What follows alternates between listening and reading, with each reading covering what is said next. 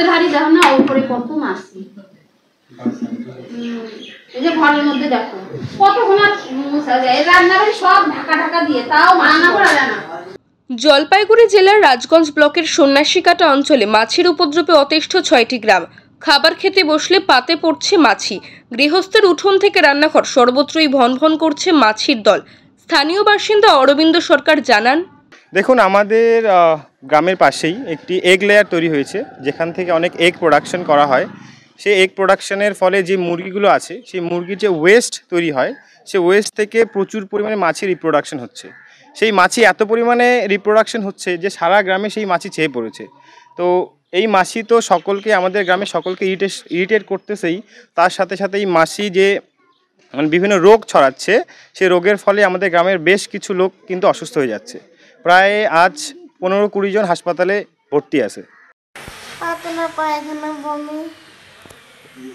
এখন কিসের জন্য হচ্ছে এরকম, কি মনে করছে? এই যে মাছের জন্য, খাওয়া খাদ্যের জন্য।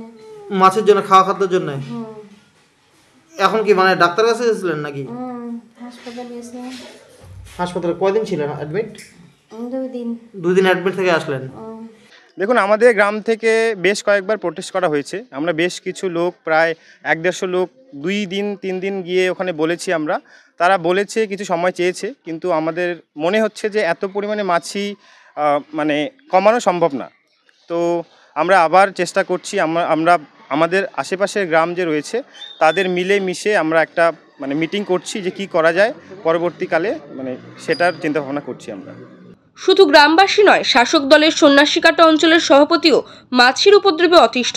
এই প্রসঙ্গে তিনি বলেন, কি ব্যবস্থা নেওয়া হচ্ছে? আমরা তো ওদেরকে চাপ দিচ্ছি মাছির উৎপাদন বন্ধ করুন, কেননা মাছি থেকে সব ধরনের অসুখ ছড়াবে।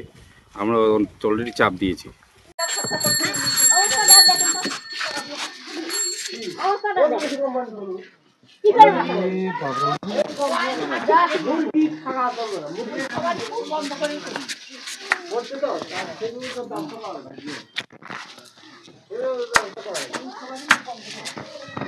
যদিও গ্রামবাসীদের অভিযোগকে উড়িয়ে দিয়ে পোল্ট্রি ডিম তৈরির ফার্ম কর্তৃপক্ষ বলেন, আমরা চেষ্টা করেছি মাছির উপদ্রব কমাতে, কিন্তু গ্রামবাসীদের থেকে তেমনভাবে সাহায্য পাইনি। এটা অস্বীকার করার কোনো জায়গা নেই, কিন্তু এখানে গ্রামবাসীরা যদি আমাদের সহযোগিতা করে তাহলে 6-7 দিনের মধ্যে এটা কন্ট্রোল করা সম্ভব আছে। কিন্তু এটা তো একদিন থেকে না, এটা তো বহুদিন থেকে সমস্যা হচ্ছে। তাহলে আপনারা এতটা সমস্যা হচ্ছে, তাহলে এতদিন থেকে কেন কন্ট্রোল করেননি? সেই হিসাবে গ্রামবাসীদের সহযোগিতাটা তো দরকার আমাদের। যখন এক্সপ্লেন হলো তখন সবাই এসে কমপ্লেন করছে, যখন আমরা বললাম ঠিক আছে। মাছির অত্যাচারে অতিষ্ঠ গৃহবধূ শিখা মণ্ডল জানান, মাছির অত্যাচার থাকাই যাচ্ছে না, খাইতে পারতেছে না, তরকারিতে মাছি পড়তেছে, রান্না করতে পারছে না, ঢাকা দিয়ে রান্না করতে হচ্ছে, তাও মাছি পড়ে থাকতেছে। কাল রাত 10:30টার সময় বাচ্চা দুটোকে খেতে দিব, খাইতে নিয়েছি, ভাত বাড়তে যাবো, তখন দেখি মাছি ঢুকে আছে ভাতের ভিতরে। তো ওই ভাতগুলো আমি ফেলে দিলাম, তারপর আর খাওয়া গেল না। এইভাবে তো খাওয়া দাওয়া করলে বাচ্চাদের হ্যাঁ, বাচ্চাদের অসুখ হবে, অসুবিধা হবে। হ্যাঁ, কি চাইছেন আপনারা? আমরা চাইছি এই ফার্ম বন্ধ করে অন্য কিছু ওরা করুক। ফার্ম বন্ধ করে? হ্যাঁ, এই ফার্ম থাকলে তো তাহলে এলাকার তো একটা দূষণ ছড়াচ্ছে। হ্যাঁ, দূষণ ছড়াচ্ছে, এর থেকে মাছি হচ্ছে। আগে মাছি ছিল না, এই ফার্মটা করার পরে মাছি হচ্ছে। আমরা মাছি সম্বন্ধে যা জানি, এটি একটি অত্যন্ত বিপজ্জনক যান্ত্রিক এবং বায়োলজিক্যাল বা জৈবিক ভেক্টর হিসেবে আমাদের কাছে পরিচিত। এই যান্ত্রিক বাহক, অর্থাৎ এটা নিজের সমস্ত রোগ পরিবহন এমনি করতে পারে নিজে আক্রান্ত না হয়ে, আবার এর দেহে জীবাণু নিজের লাইফ সাইকেলের একটা পার্টও অতিবাহিত করতে পারে, যেটা খুব সহজেই পরবর্তী পর্যায়ে পৌঁছে পরিস্ফুরিত হয়ে আমাদের খাবারে এসে মিশতে পারে।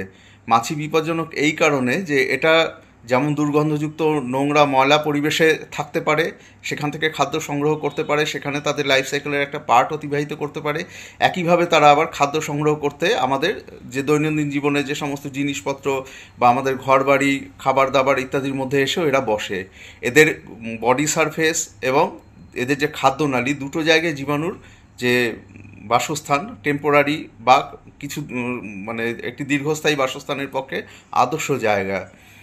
আর মাছির যে সমস্ত রোগ ছড়ায় তার মধ্যে আমাদের অধিকাংশ অনেক পরিচিত রোগী ওর মধ্যে আছে, কলেরা, টাইফয়েড, ডায়রিয়া, এছাড়াও বিভিন্ন ভাইরাস ঘটিত বিপজ্জনক রোগ, ইভেন যক্ষ্মা রোগের জীবাণু মাছি বহন করে, বিভিন্ন টিনিয়া বা অ্যাসকারিস জাতীয় যে কৃমির যে একটা জীবনচক্রের পার্টিকুলার ফেজ, এটাও এরা বহন করতে পারে। এই জন্যই মাছি আমাদের কাছে ভীষণ একটি বিপজ্জনক বাহক, রোগের বাহক হিসেবে পরিচিত। তবে এই মাছির উপদ্রবের হাত থেকে রেহাই কবে, সেই দিকেই তাকিয়ে গোটা গ্রামবাসী। জলপাইগুড়ি থেকে উজ্জ্বল হরের রিপোর্ট, ওঙ্কার বাংলা।